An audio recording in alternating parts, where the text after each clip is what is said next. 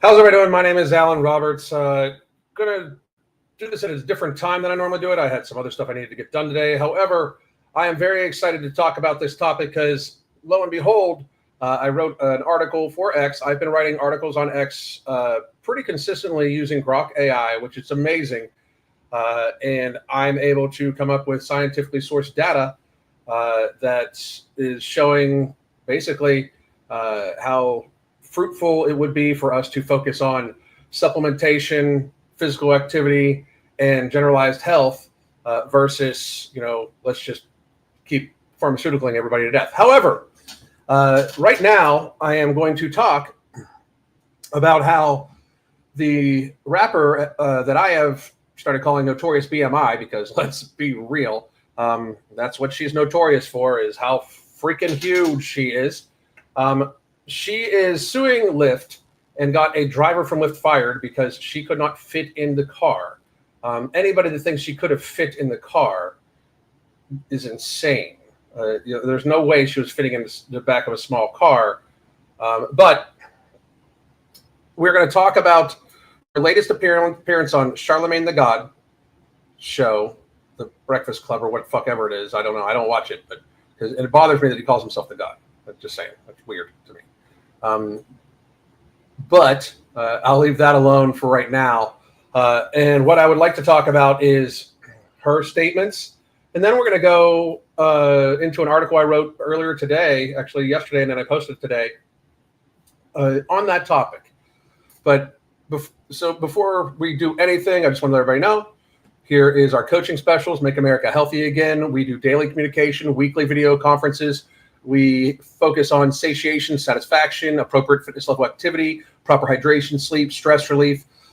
We have helped thousands of people lose weight. We probably helped people lose well over 100,000 pounds cumulatively. My wife and I myself am 7 days away from being 4 years, 1 month, no binge.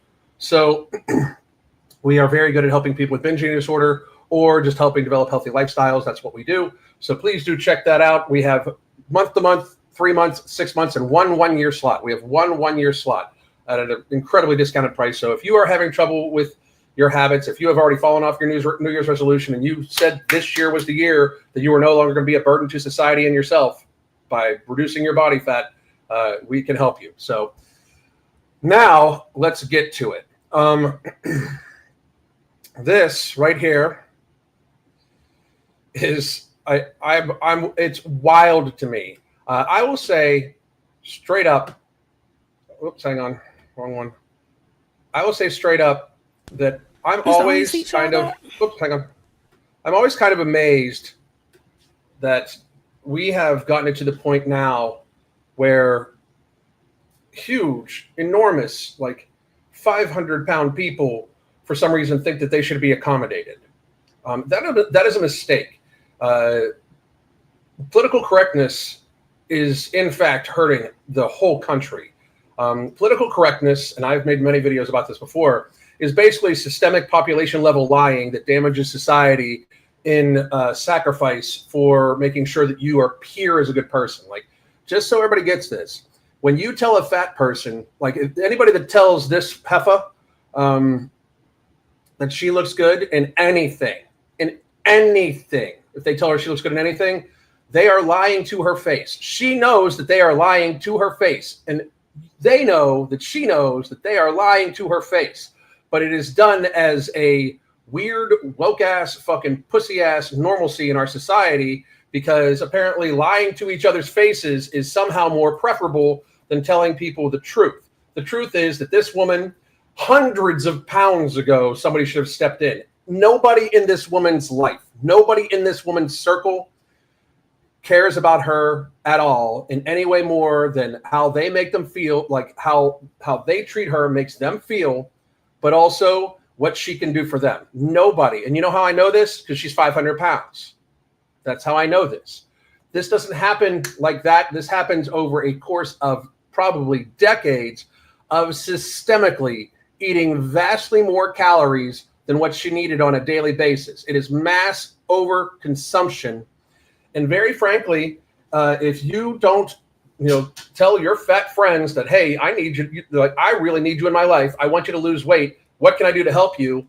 And if they say, you're not my friend because you told me I'm fat, you told them the truth and they don't want to be friends with you, they're lost. They're lost. You can either then choose to give up on them and say, you know what, you're crazy. I don't need crazy in my life. So be fat and crazy, because to 500 pounds, 400 pounds, 300 pounds, and be in any way like close to healthy, not harming yourself every single day, the way you eat, is complete insanity. Absolute complete insanity. And instead of this, just like we did with many other things over the course of the last 4 or 5 years, instead of being truthful with people and being like, look, that sounds mentally ill that you think you're healthy at 400 pounds, we golf clapped and said, oh my God, Slay Queen Slay, she's so amazing. There's nothing amazing about being a 300-pound woman. The only thing amazing is how you got yourself there and you still function. That's the only amazing thing. That's it. Try to save your own life. That is what I will say to everybody. Try to save your own life. And we as a society, and I'll get to this later on in this video, we as a society can no longer support this. We can no longer coddle this. We cannot afford to coddle this. And it is horrible for them, the fat people, for us to coddle them. It does not help them. We are not making anybody healthier. People just get fatter and fatter. And you know how I can prove this? Go to Walmart. That's how I can prove that.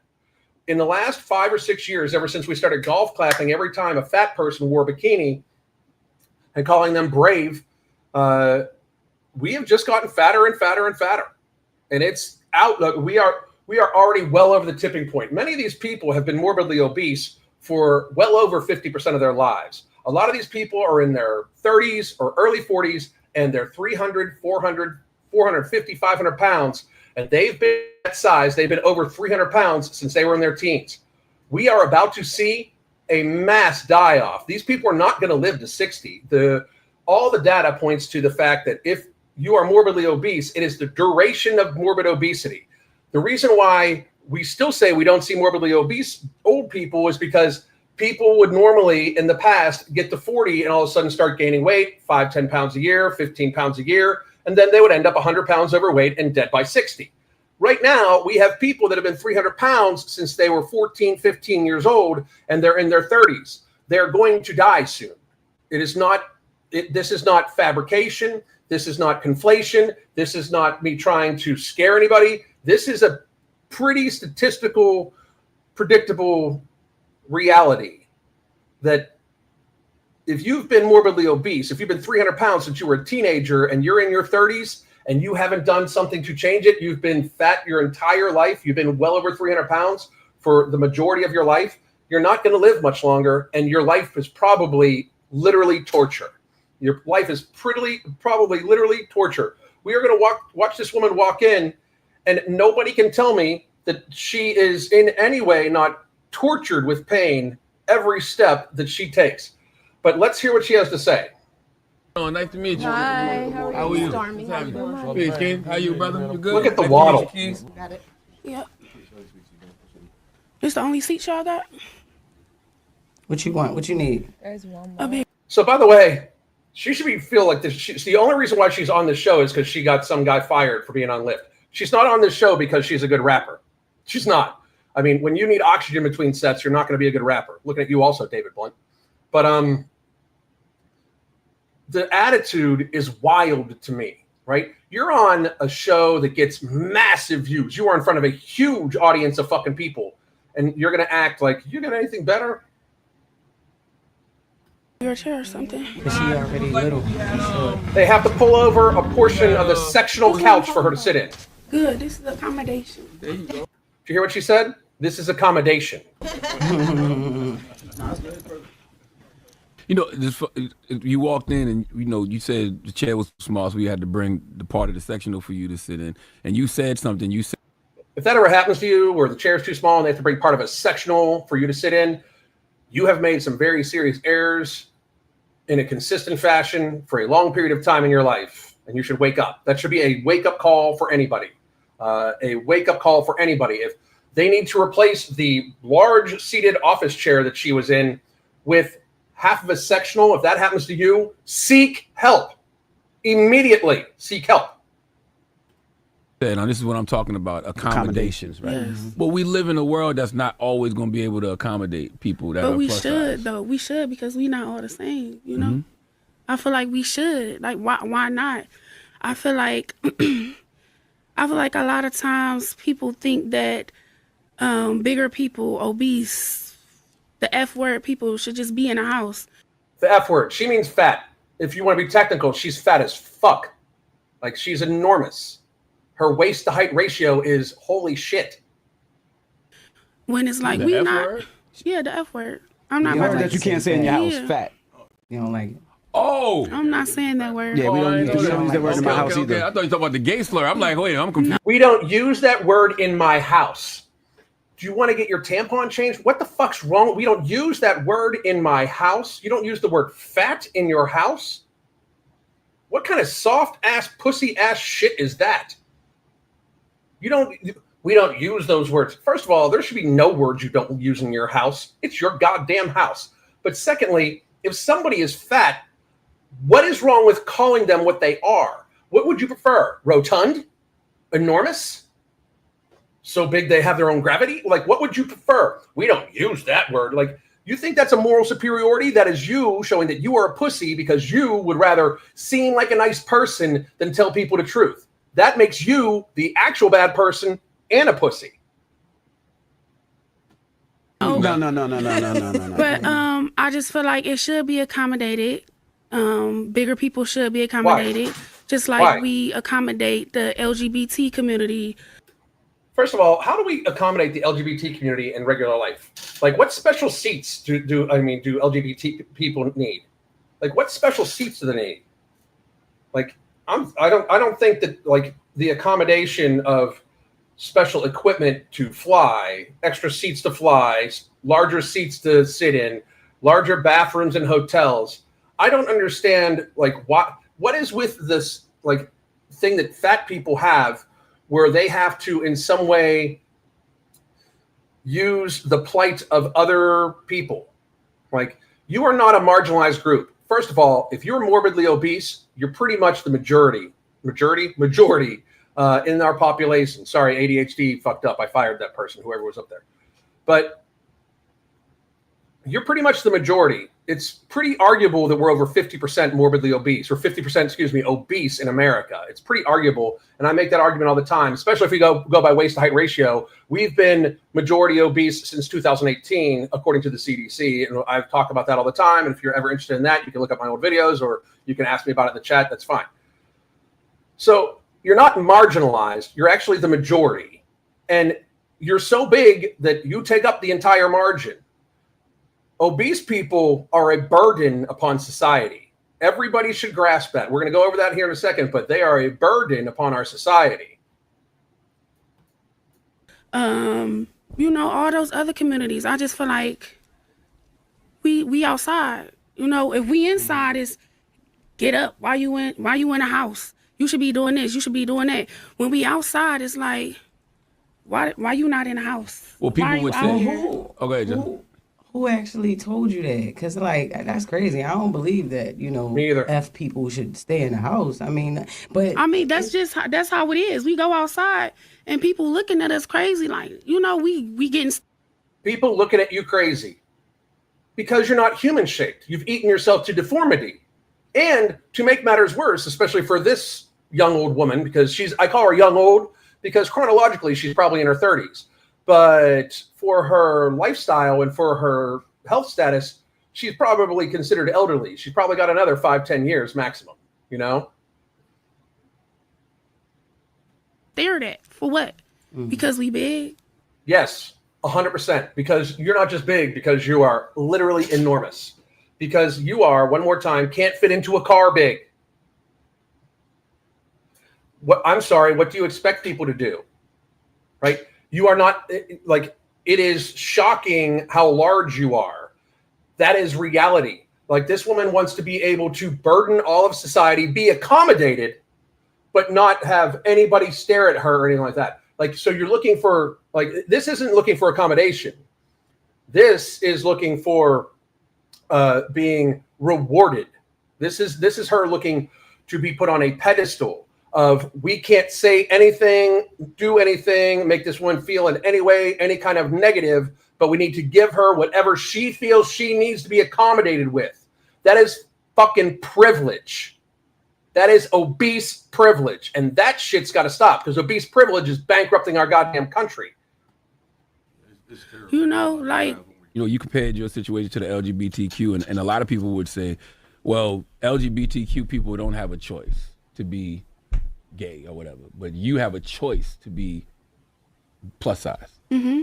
So they want you to make better choices, eat right, work out, lose the weight. I feel What like you mean? They don't I have feel a like choice I to be do. gay.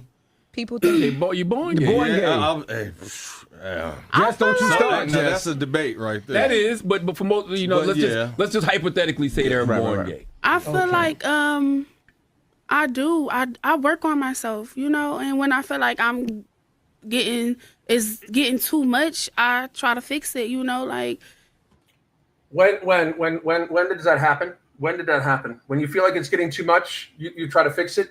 When is that going to kick in? Like seriously, when you need to fit on the whole sectional couch, not just a section of the sectional.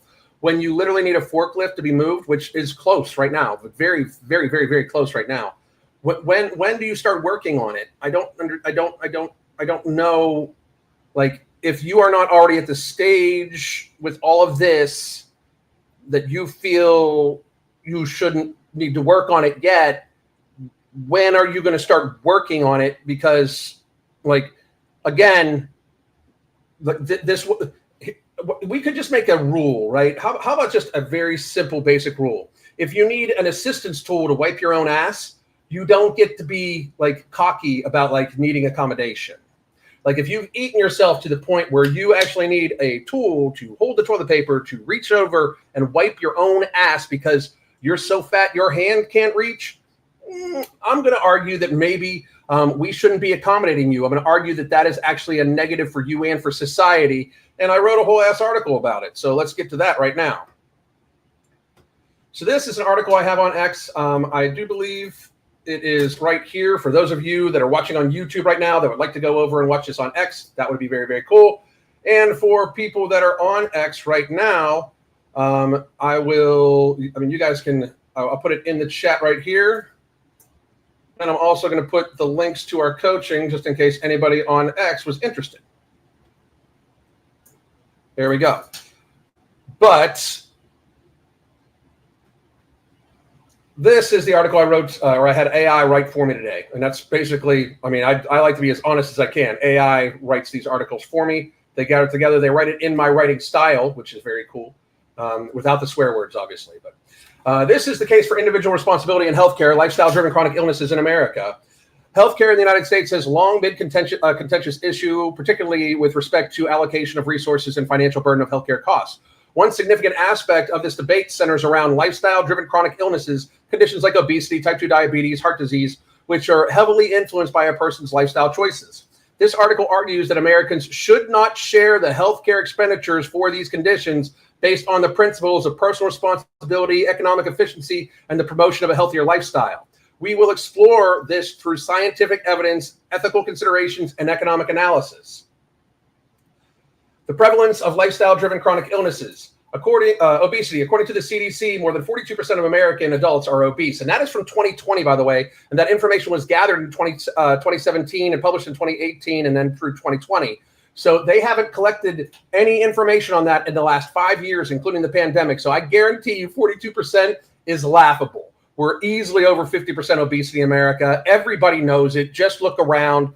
It's just the CDC kicking the can to make it seem like they aren't actually, facilitating people getting fatter and fatter and fatter. Obesity significantly increases the risk of developing diseases such as heart disease, stroke, type 2 diabetes, and certain types of cancer. And these are all scientifically proven. Type 2 diabetes. The American Diabetes Association reports that nearly 34.2 Americans have diabetes, with type 2 diabetes accounting for 90 to 95% of the cases.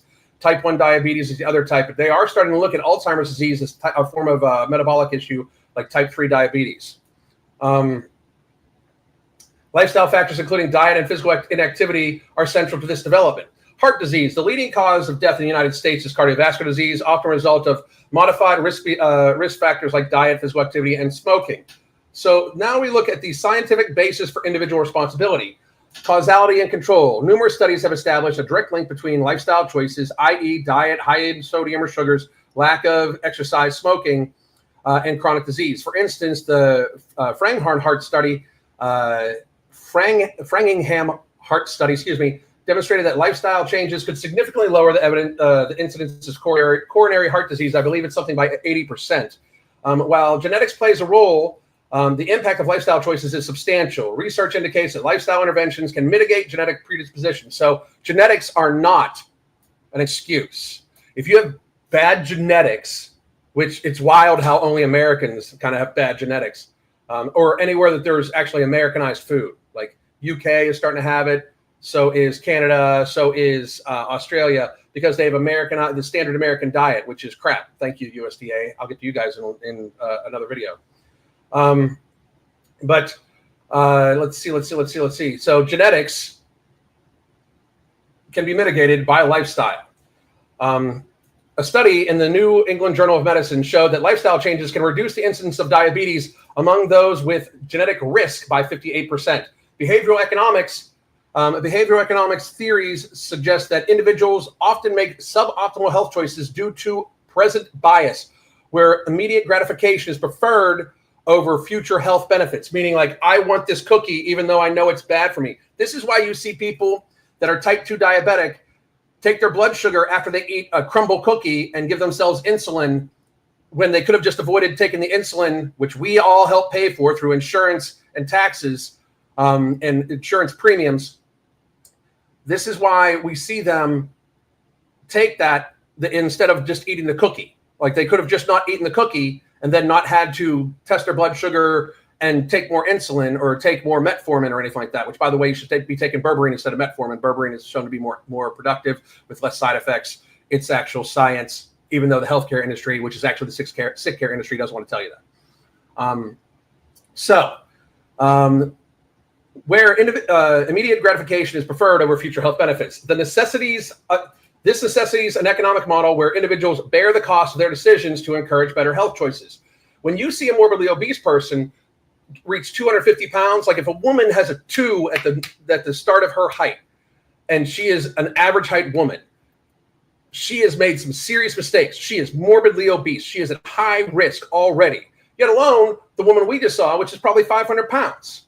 Like that woman is over 3 times the size she should likely be for her height. She's actually a short woman. She should probably weigh about 125, 130 pounds. So she is probably close to 4 times her actual size that she should be. 4 times. That's wild. That is choice. That is making a choice to be a burden upon all of society. Economic implications, healthcare costs. The financial burden of treating chronic lifestyle disease is immense. For example, the annual medical cost of obesity in the United States was estimated to be $147 billion, with obese individuals incurring $1,429 more in medical costs than those of normal weight. Feinstein et al. 2009. Moral hazard. If healthcare costs for lifestyle diseases are shared, there might be an increase in moral hazard where individuals might continue harmful behaviors knowing that they will offset the costs, that others will offset the cost, The principle is well documented in health economics literature, Pauli 1968. So basically what that means is if you know that, well, if I do this, I might get sick and it would be expensive, except the costs are mitigated. So my medication won't burden me. It won't be a burden to me. It'll be shared with everybody. It's not as big of a deal. Like if you don't like yourself, if you don't care about your own health enough to not be 300 pounds as a woman or 300 pounds as a male or anything like that, if you don't care about your own health, your own life that much that you will eat yourself to a state of ill health, a state of chronic illness, if you would have to pay for it, if you would have to pay out of your pocket for it, that might be another incentive that could help save your life. So it's morally the right thing to do to have people that lifestyle themselves to illness bear the brunt of the cost. Not only that, but we're going to get into the ethical arguments here in a second. The ethical arguments are personal accountability. Ethical theories like libertarianism advocates for personal responsibility, although a lot of libertarians are very fat. It's weird. If individuals have control over their lifestyle choices, they should bear the financial consequences of those choices. This perspective is supported by philosophers like Nozick, emphasizing rights over outcomes, Nozick, 1974. Equity and fairness. Sharing healthcare costs for preventable diseases can be seen as unfair to those who maintain healthy lifestyles. Thank you very much. It raises questions about equity, where those who make healthier choices subsidize those who do not. Counter arguments or rebuttals, and I love that it put this here. Health as a right. Some argue that health should be considered a human right, not contingent to lifestyle. However, this perspective often overlooks the nuances between treatable conditions and that are largely preventable through lifestyles. Healthcare is taking care of yourself. Healthcare is eating correctly, making sure you get plenty of sunlight, making sure that if you don't get sunlight, you supplement vitamin D, making sure you get enough activity in a day, making sure you hydrate well. Probably a vast majority of people in America are chronically dehydrated, and morbidly obese people are almost all the time chronically dehydrated because they cannot ingest enough fluid in order to hydrate their entire body. But if you do, that is healthcare. That is healthcare. Sick care should be paid for by the individual when it comes to chronic illness that is lifestyle driven. Insurance and collective well-being. The argument that health insurance should cover all conditions for the collective good can be countered by the fact that incentivizing healthy behaviors through financial responsibility could lead to overall social health improvements, reducing long-term healthcare expenditures, and saving a bunch of lives and having people take responsibility for their lives and making sure that they reduce their own risk, which is wild. Potential solutions and policy recommendations. Tiered healthcare insurance. Implement healthcare models where premiums or coverage levels are influenced by lifestyle choices. This could encourage healthy behaviors through economic incentives. And if you don't like the idea of them using BMI, we could just use waist to height ratio, and that would actually make a lot more people be viewed as unhealthy.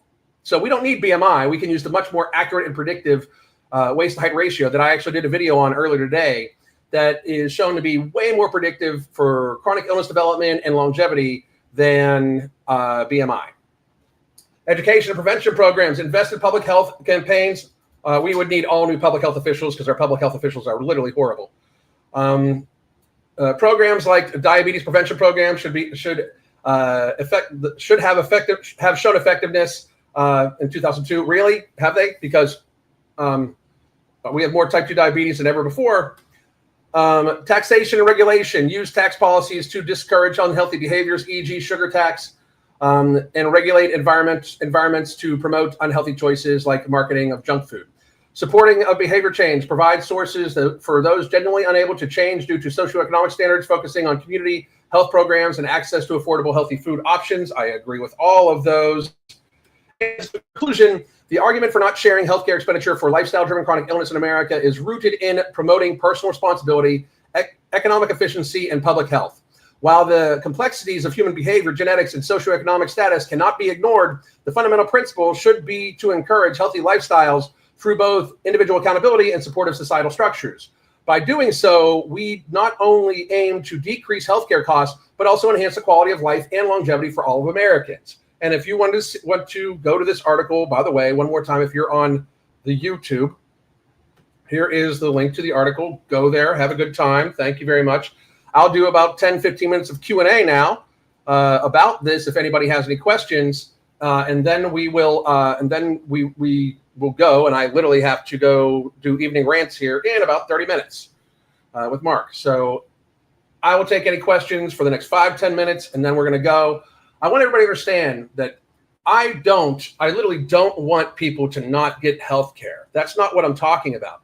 But you do need to participate in your health care. And if you aren't participating, it shouldn't be subsidized. If you are just eating yourself larger and larger, sicker and sicker and sicker, you should have to pay for that because you are not actually investing in your own health. You are not participating in health care. If you would like me to participate in your health care, if you would like all of us, if you would like society to participate in your healthcare, you need to participate in it. I can't give more of a fuck about your health than you do and have you be healthy.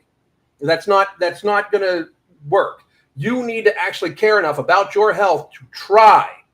And if you try, society will support you. If you try, for goodness sake, I give free advice every day, 4 to 6 days of the week on YouTube, on Rumble, on X, on how to get healthy. I give free advice constantly because we are over the tipping point. There is going to be a mass population die-off in the next 15 to 20 years due to the level of obesity, plus everybody taking a experimental gene therapy that was made by historically corrupt companies in a historically corrupt industry that had complete liability insurance, that had literally no testing done on it long term. And after that, people did not learn the lesson that you shouldn't trust big pharma. And a huge portion of the population is injecting themselves with a medication weekly that is based off of Gila monster venom that makes you shit yourself at work. So we really need to focus on healthy lifestyles. Healthy lifestyle is the key to a healthy nation. Every man should be able to do 50 freaking push-ups. Every woman should be able to run 2 miles without really being a stretch. This should be a given for everybody. It should be a given. So let's see. Gluten-free life mama. 2 years, 108 pounds down by myself because I took control and made myself healthier, plus Alan's help and realness. Thank you. Everybody congratulate this woman. That is an amazing feat. You are your own hero, and you are a hero to society. Thank you very much. That is outstanding. That is awesome. Thank you very, very, very much. Birth control side effects as a point. Birth control side effects are crazy. I think that hormonal birth control is an absolute horrible mess. You should follow, Gina, you should follow Gina Fiorio. I can't pronounce her name ever. I don't know why. Give me a second.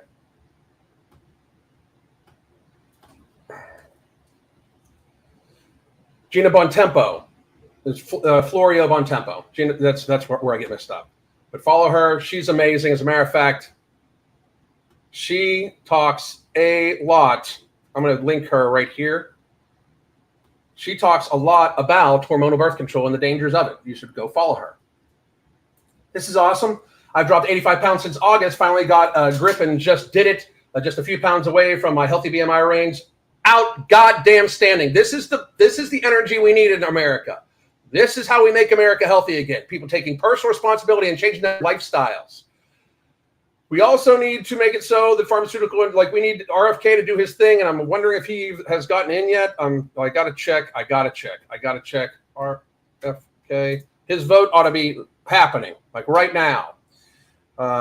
It should be happening right now. Tulsi Gabbard got in.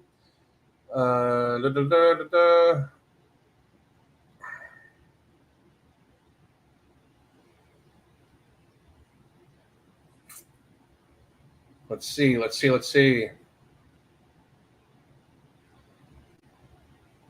Nothing yet. Come on, people. Yes, and Tulsi got in. Well, make Scotland great again. There you go. So congratulations, though, again. Very seriously. Very, very, very, very amazing. I appreciate you very much. It's always good to have a global audience. It really is. So. All right, folks, I do need to get ready for evening rants, which means I need to not be yelling for about 5 minutes, 10 minutes, and then get my stuff ready. So please join me on Evening Rants Rumble, Evening Rants YouTube, on either, if you're watching on X, it'll be on the MFNCO on X, and it'll also be at Mark Loveliner on X. And you can always watch both Mark and I and Evening Rants on Spreely, which is an app you can download straight to your smart TV and watch us live right on your smart TV. So go check that out. You can watch all of our back issues too. There's all these are on demand, so you can catch up. You can watch us all weekend long. You can literally watch us all weekend long. Just two crazy ADHD guys screaming into a microphone. It would be fun. It might cause a psychotic break, but who cares, right? Anyway, I hope all of you have a great day. I will be back tomorrow. Please join us for Evening Rants later on here in about 25 minutes. God damn. The Holy Trinity Bundle isn't just about weight loss. It's about empowering you to find your healthiest, happiest self. Let's talk about what's in the bundle and how it caters specifically to our needs. First, we got Ember, which is not just any fat burner. It's also going to boost your mood, your energy levels, while also suppressing your appetite. And if you're worried about it being too strong, you can split the tablet in half to tailor its impact. Next, we have Alchemy NCT, which turns the carbs that you eat into energy and not fat. Yes, energy, not fat. This is our way of making sure that the meals that you eat contribute positively to your weight loss journey. And girls, we all know that we want that. And finally, no morbidity. This one's my favorite because it works while you sleep. It burns fat and controls those nighttime cravings without any stimulants, so you wake up feeling refreshed. Try it out and feel the genuine difference. Here's to new beginnings and real results.